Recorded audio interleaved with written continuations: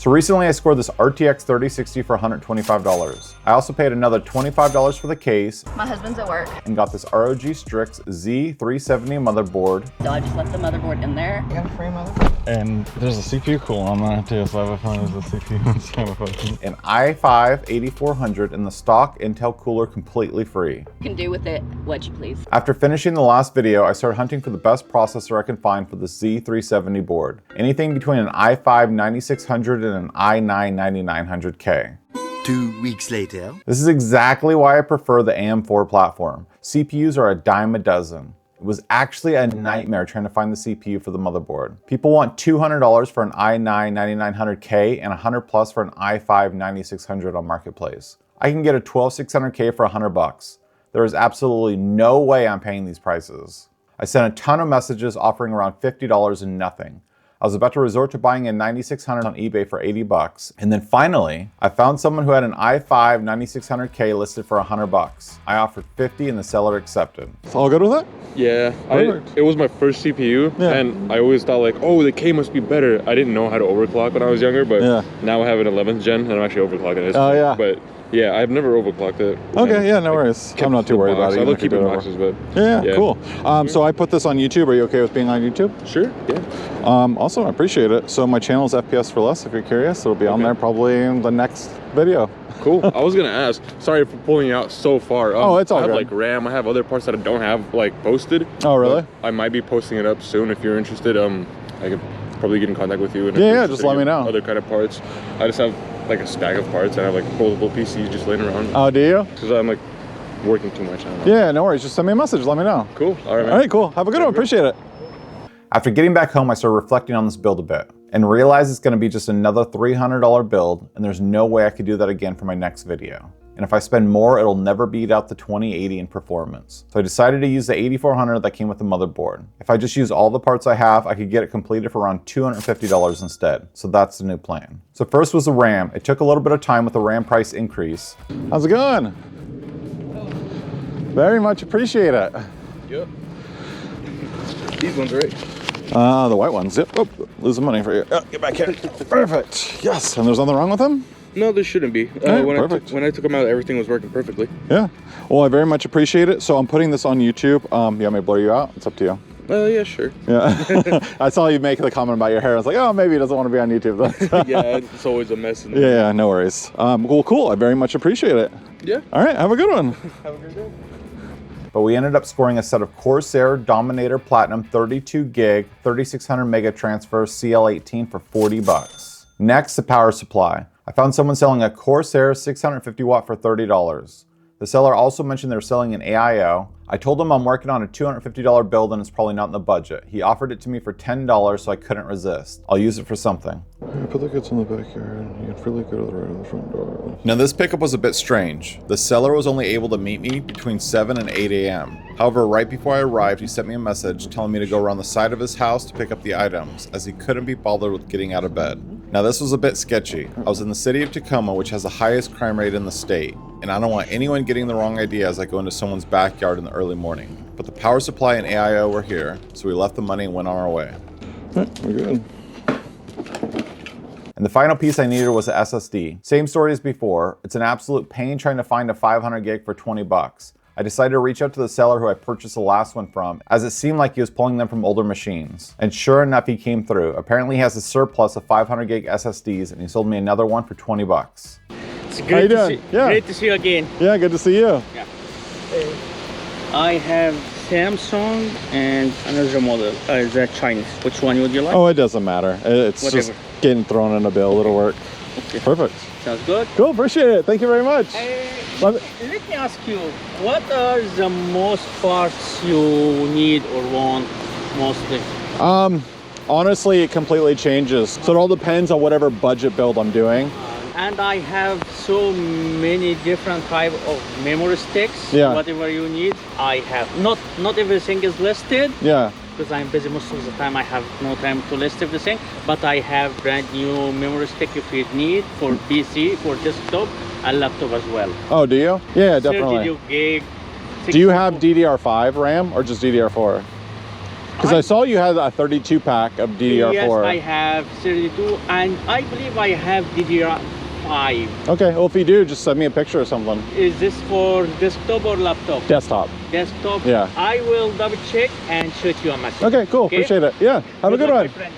Here it is, all the parts, and we're at $240. However, during all this, if you guys remember from the last video, we scored an 850 watt Redragon PSU for 30 bucks, and it was missing the PCIe cables. I tried finding them on eBay and even tried to find a pinout diagram online to make my own cables, and nothing. I decided to reach out to Redragon. I went to their website and sent them an email, asking if I could get replacement PCIe cables for the power supply. They got to me asking where I bought it and the order number for the power supply. I was pretty confident if I told them I bought it used, they wouldn't help me. Then an idea struck, inspired from the greatest technician that's ever lived. I responded with the truth. I told them I make YouTube videos building PCs and I bought this power supply on the used market. And without the PCIe cables, I can't repurpose it and prevent it from ending up in a landfill. They responded back agreeing, and for only $10 including shipping, they sent me the entire replacement pack, including the 12-volt high power cables. And a huge win, and now we get to bring some closure to the infamous power supply. Huge thanks for Redragon for doing that. After my first email, I was a little worried, but they came through. So we swapped out the Corsair 650 watt for an absolute overkill of a power supply, the 850 watt Redragon. It just feels so fitting to use it for this build and to bring closure to the parts we got in the last video. So now we're at exactly $250. As it stands, you have everything for a completed PC, but you know I can't stop there. I swapped out the stock air cooler for a white one on Amazon for 20 bucks, picked up some blue and white cable extensions for 25, a pack of light blue anodized screws for the case for $10, and of course, another can of spray paint. So I cleaned up the case, wiped everything down, and removed the front grille for sanding and painting. It's definitely a lot harder to paint in cold weather, and my boots became a casualty. Now let's start putting this all together. First, we have the motherboard, an ROG Strix Z370E we got for free. Next, the CPU, an i5-8400 we got, again, for free with the motherboard. Now I'm not entirely sure how well this 8400 is going to perform, and if it's bad, we can always fall back on the 9600. Next is a RAM, 32 gigs of Corsair Dominator Platinum, 3600 mega transfers with a CAS latency of 18 we got for $40. Next is the SSD. This time we actually got the SK Hynix Gen 3 500 gig for 20 bucks. And instead of the free stock air cooler, I went with the $20 one on Amazon. This is the Thermalright Assassin X120 Refined Digital that has a temp display on it.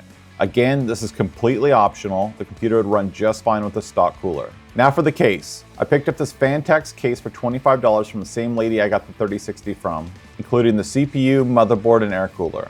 I did get a free Corsair fan with the case, but I have a bunch of cheap Thermalright fans lying around, so I installed 3 in the front and 1 in the back. I originally wanted to paint the side panel blue and leave the Fantex writing white, but after realizing that it's all riveted together, I decided to just paint the Fantex writing in the same blue that I painted the front panel.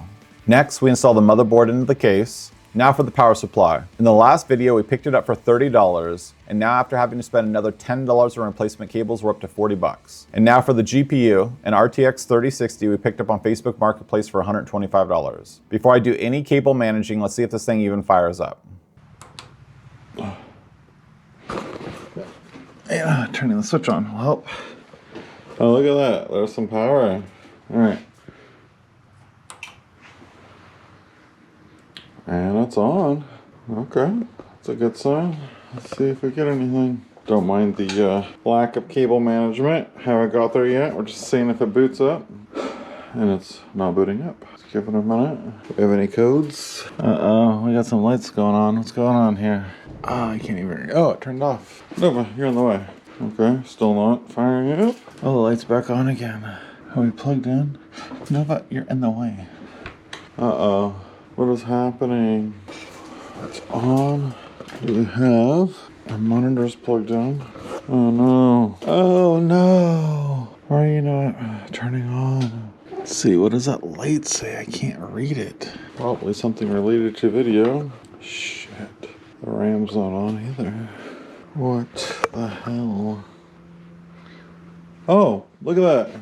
Look at that. It took a minute, but it posted. Now we'll tidy everything up and see how it looks. This thing turned out pretty good. The cable extensions are a little lighter than everything else, but it still turned out great. The front panel is really hard to paint because of the weather, but it turned out awesome. The Fantex writing was originally painted by my daughter, but I wanted the letters filled in better. So I decided to kind of slop the paint on and use mineral spirits to wipe off the excess. The anodized screws look awesome once again. It's really hard to see on the camera, but the case has an RGB strip that goes across the bottom that's blue. And of course, we're able to change the digital display on the CPU cooler blue as well. All in all, it looks amazing. Let's see how well it performs. First, my main question is if we can run Arc Raiders. Just like everyone else, I've been pretty hooked, and we're getting an average FPS of 70 on medium settings, which is totally playable. Next, we have Cyberpunk, 1080p, medium settings, we got an average FPS of 90. Marvel Rivals, 1080p, medium settings, we got an average FPS of 83. Next, Fortnite, 1080p in performance mode, we were averaging 140 FPS. And for our 3D Mark Time Spy score, we got 6,908. And there we have it, not bad at all. We were at $250 before we swapped out the stock air cooler with one from Amazon for $20. I spent $25 on cable extensions, $10 on blue anodized screws, and $10 on a can of spray paint. I'm completely aware that it's unrealistic on getting free parts, but I had to build something with the white parts we got from the last video to bring some closure to it all. And it was even more fitting I was able to use the power supply too. Thanks for watching, and I'll catch you next time.